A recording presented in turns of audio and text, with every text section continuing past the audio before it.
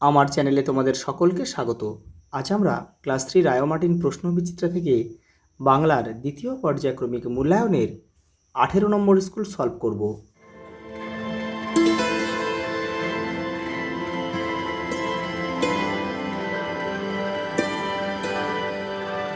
দেখো, প্রথম প্রশ্ন, নৌকাযাত্রা কবিতাটি কার লেখা?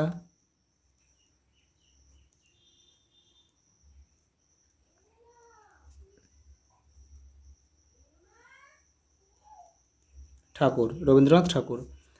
নৌকাটি কোথায় বাঁধা আছে? রাজগঞ্জের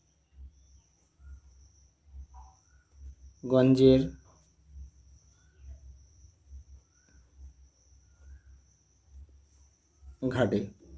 ঢেউয়ের তালে তালে লেখকের অভিযানের সঙ্গীর নাম কি? ডিউক।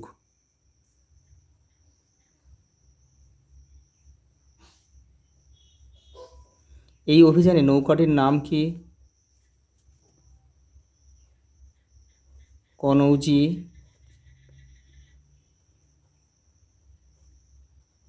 আংরে। পর্যটন করেন যিনি, তাকে কি বলা হয়? পর্যটক। ভ্রমণ শব্দের অর্থ কি? বেড়ানো। এক সময় গাছেরা কীভাবে চলাফেরা করতো? দেখে না, তোমাদের বইয়ের 63 নম্বর পেজে রয়েছে। দেখো, এর সঙ্গে কিন্তু একটা প্রশ্ন দিয়েছে, তখন পৃথিবী কেমন ছিল? এই দেখো, শেকড় বাকড় মাটির নিচে চলাচলি করে দিব্যি তারা ঘুরে বেড়াতো। তখন পৃথিবী ছিল অনেক সবুজ, অনেক সুন্দর। পরের প্রশ্ন দেখো, লিপিদের বাড়ি কোথায়? এগরা। এটা হচ্ছে পূর্ব মেদিনীপুর জেলায়, পশ্চিমবঙ্গের পূর্ব মেদিনীপুর জেলা। লিপিকে দেখলে কারা খুশি হয়? গাছ আর পাখিরা। ওটা দেখো, সাথী কার লেখা? অবনীন্দ্রনাথ ঠাকুর। এখানে লিখে দিচ্ছি আমি, অবনীন্দ্রনাথ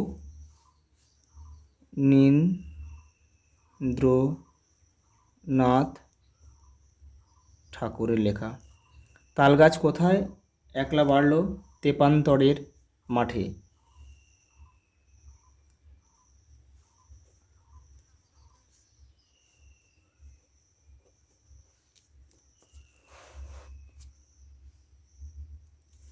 দেখো, এলোমেলো বর্ণ সাজিয়ে শব্দ তৈরি করো। প্রথমে রয়েছে কি দেখো, এটা হবে ওঠা নামা।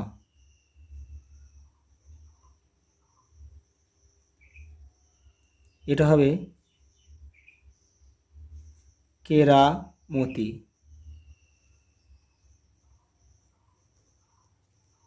এটা হবে দুপুরবেলা।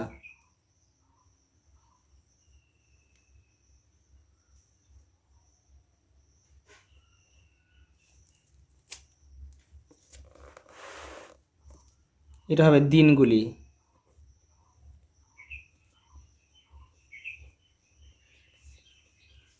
জিনিসপত্র।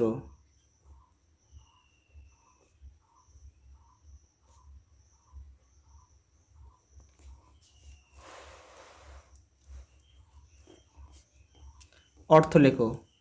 ডিঙি মানে ছোট নৌকা।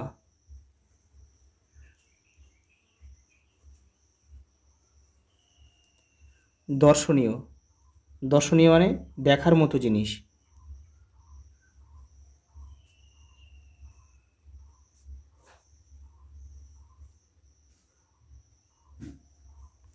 কুৎসিত, বিশ্রী।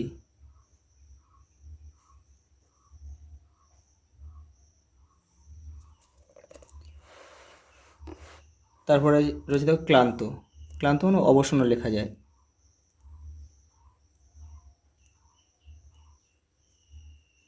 করতালি মানে হাততালি।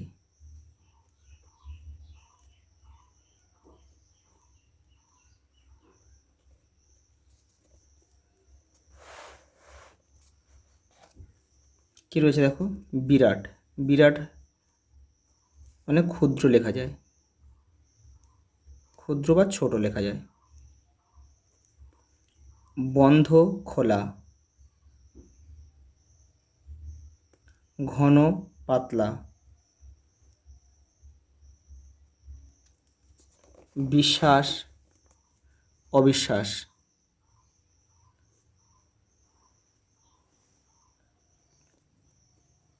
মিত্র শত্রু,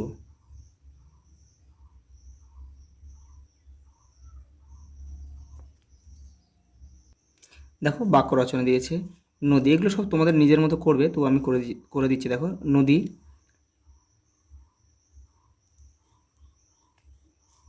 নদীতে নৌকা চলে। ভ্রমণ, আমি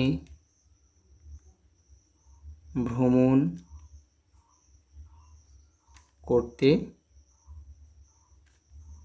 ভালোবাসি।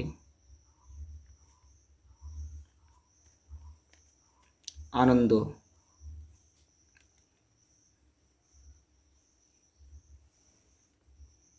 বেড়াতে গিয়ে আমি খুব আনন্দ করেছি।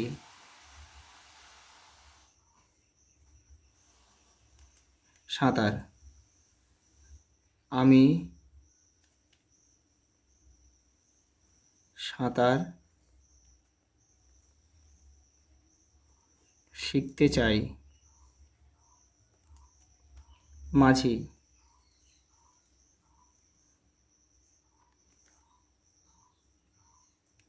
মাঝিরা নদীতে